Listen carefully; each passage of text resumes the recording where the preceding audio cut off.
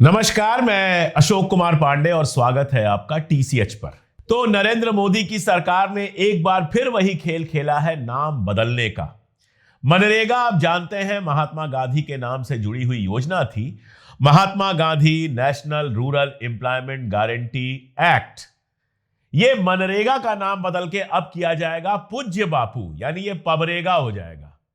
अब ये पबरेगा जो हो जाएगा, पूज्य बापू जो हो जाएगा, ये पूछना यह है कि पूज्य बापू महात्मा गांधी ही है या फिर आसाराम जी के नाम पर पूज्य बापू रोजगार योजना बना दी गई है। आसाराम बापू जेल से लगातार बाहर हैं, पैरोल पर, आप जानते हैं। और आप ये भी जानते हैं कि आसाराम बापू के साथ मोदी जी की भी तस्वीरें हैं, अटल बिहारी वाजपेयी की भी तस्वीरें हैं और भी बहुत लोगों की तस्वीरें हैं।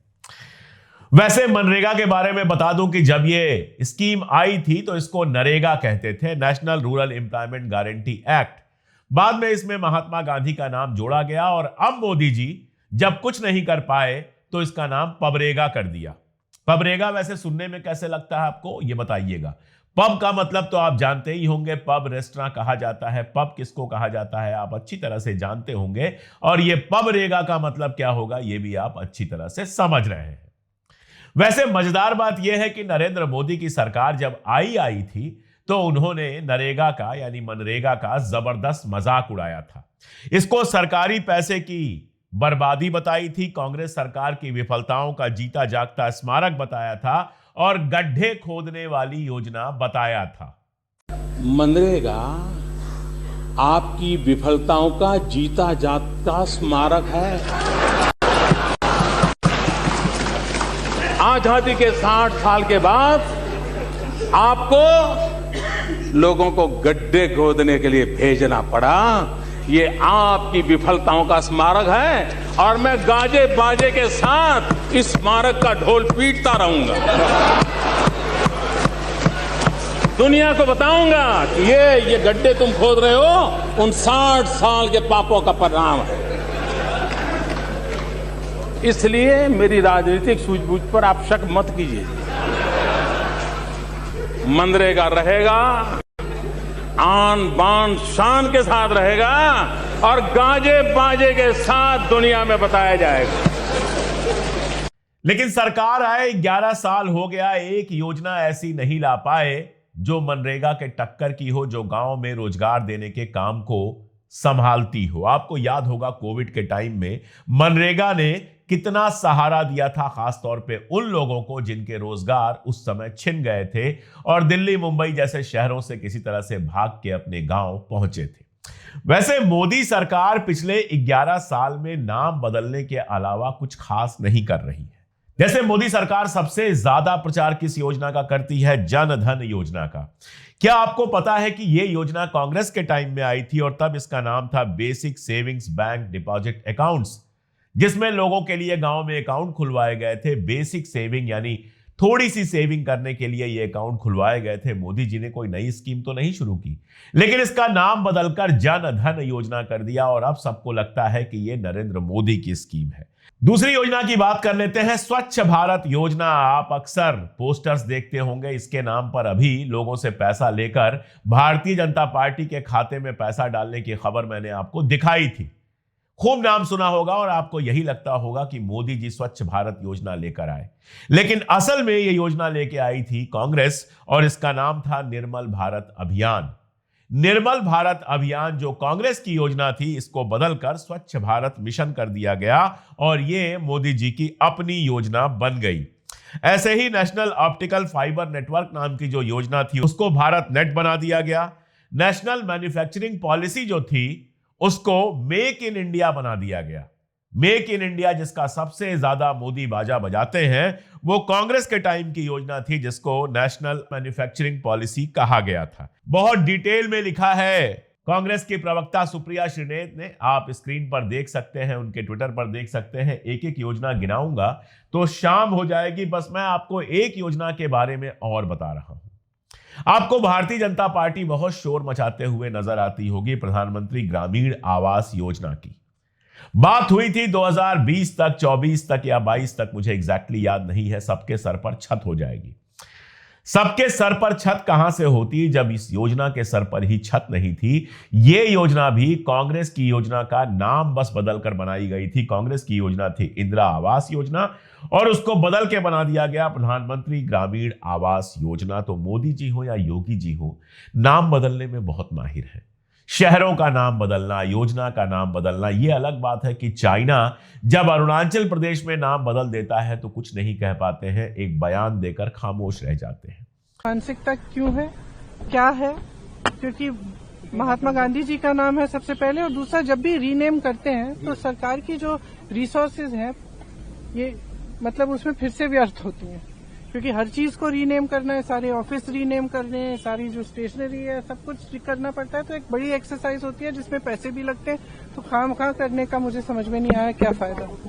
हार का नाम बदलकर इन्होंने जीत कर दिया है, इन्होंने विनाश का नाम बदलकर विकास कर दिया है। और आप जानते हैं कि इनके डेटा को आईएमएफ ने, इंटरनेशनल मॉनेटरी फंड ने टाइप सी कर दिया है, सी ग्रेड दे दिया है कि आपका डेटा बिल्कुल बकवास है।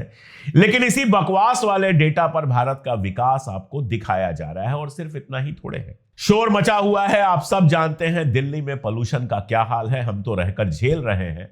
आज अगर आपको मेरी आवाज में खराश सुनाई दे रही हो, अगर चेहरे पर जुकाम दिखाई दे रहा हो, तो यह जुकाम कम है और पोल्यूशन का असर ज्यादा है।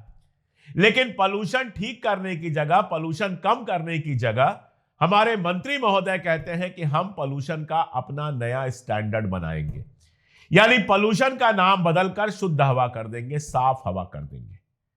यह वैसे ही है जैसे कोई बच्चा एग्जाम में लगातार फेल हो रहा हो तो वो कहे कि अब अपना पेपर मैं खुद बनाऊंगा और खुद ही कॉपी जांचूंगा, खुद को A++ ग्रेड दे दूंगा।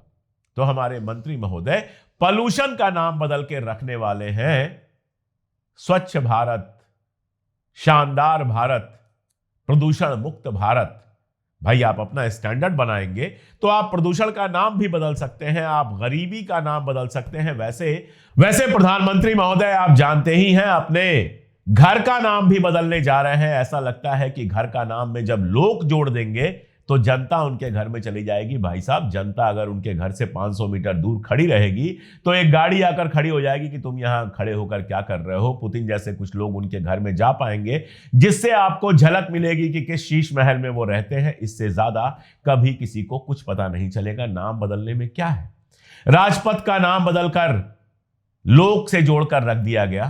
क्या राजपथ लोक का पथ हो गया, जनता का पथ हो गया? खैर, नाम बदलने में एक जरूर फायदा है कि आपके पॉकेट से चवन्नी खर्च नहीं होती है। आप जनता के लिए कुछ नहीं देते हो लेकिन श्रेय ले लेते हो। और यहां पर तो महात्मा गांधी का नाम मिटाने की कोशिश है। पूज्य बापू का क्या मतलब है? जब महात्मा गांधी पहले से नाम में है तो पूज्य बापू लिखने की क्या जरूरत है? अगर पूज्य बापू का मतलब आशाराम या कुछ और नहीं है, अगर पूज्य बापू का मतलब महात्मा गांधी ही है, तो फिर पहले से जो महात्मा गांधी नाम था उसको बदलने की क्या जरूरत है? छोटी सोच दर्शाता है।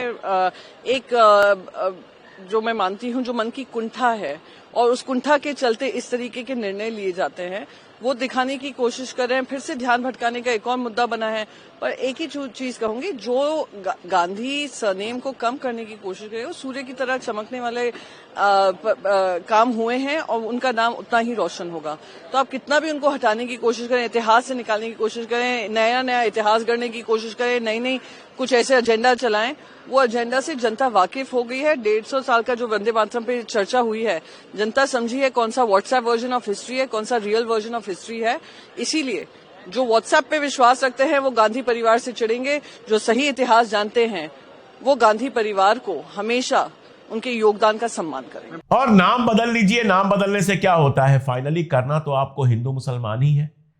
यह अलग बात है कि इस हिंदू मुसलमान में कई बार फच्चर लगा देता है कोर्ट। एक बहुत मजेदार किस्सा है जो आपको बताना मैं जरूरी समझता हूं, वो ये है कि जो हमारे देश के अल्पसंख्यक संस्थान हैं उनको कुछ छूट मिलती है अल्पसंख्यक संस्थान होने की वजह से। जैसे जामिया हो गया, अलीगढ़ मुस्लिम यूनिवर्सिटी हो गई, और भी आपका सेंट स्टीफेंस हो गया जो ईसाइयों का है, सिखों के भी ऐसे कई सारे संस्थान हैं। तो जो भी अल्पसंख्यक हैं उनको केंद्र सरकार से कुछ छूट मिलती है। ये कांग्रेस सरकार के जमाने का बनाया हुआ नियम है। अब इस छूट के खिलाफ एक एनजीओ पहुंच गया था सुप्रीम कोर्ट में और सुप्रीम कोर्ट में उसने कहा था कि जो अल्पसंख्यक संस्थान हैं जिनको छूट मिल रही है उनको किसी भी तरह की छूट नहीं मिलनी चाहिए। सुप्रीम कोर्ट ने उल्टा काम किया और 1 लाख रुपए का जुर्माना उस एनजीओ के ऊपर लगा दिया।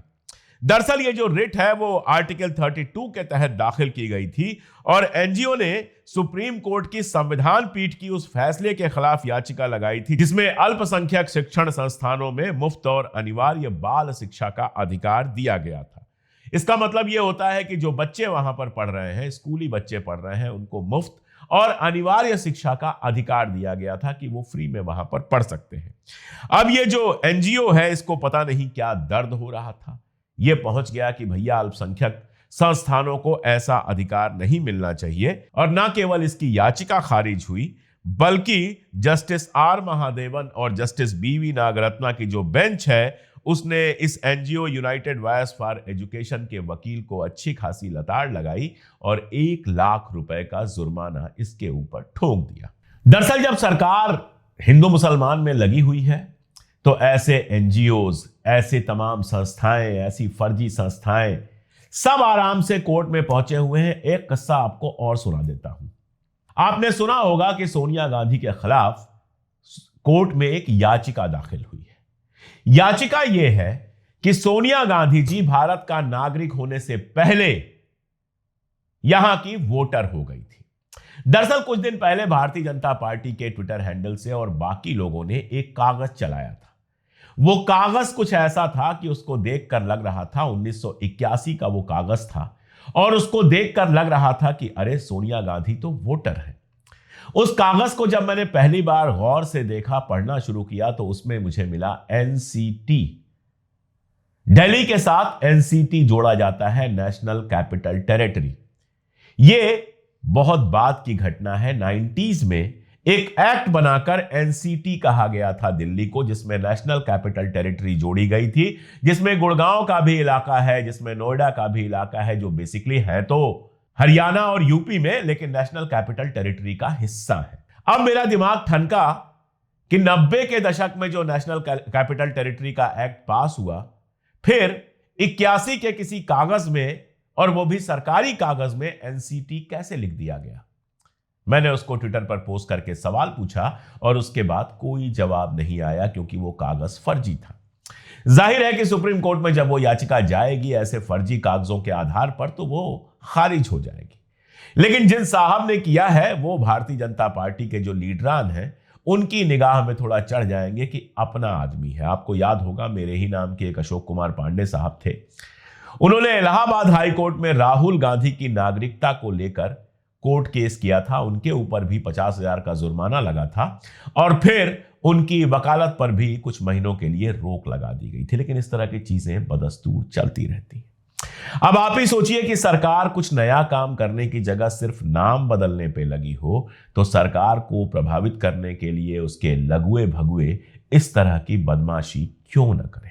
तो जो सरकार कुछ नहीं कर सकती है वो नाम बदलती है और जो लघुए भगुए सरकार की नजर में ऊपर चढ़ना चाहते हैं वो इस तरह के फर्जी केस करते हैं। सवाल दूसरा है और सवाल इससे बहुत बड़ा है। सवाल यह है कि इस देश में 78% लोग ऐसे हैं जो महीने के 15,000 से भी कम कमाते हैं और केवल 1% लोग ऐसे हैं जो 3 लाख या उससे ज्यादा कमाते हैं।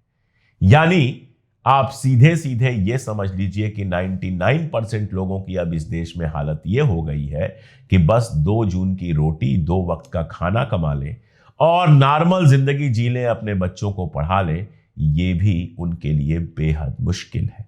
इस तरह के सवालों पर सवाल ना उठें, इसीलिए कभी नाम बदला जाता है, कभी इतिहास की बात की जाती है, कभी सावरकर की बात की जाती है, कभी पंडित नेहरू की बात की जाती है और आपको हिंदू मुसलमान में उलझा कर रखा जाता है। समझ में आए तो अच्छी बात है, ना आए तो आप जानिए, आपका काम जाने। आज के लिए इतना ही, बहुत शुक्रिया।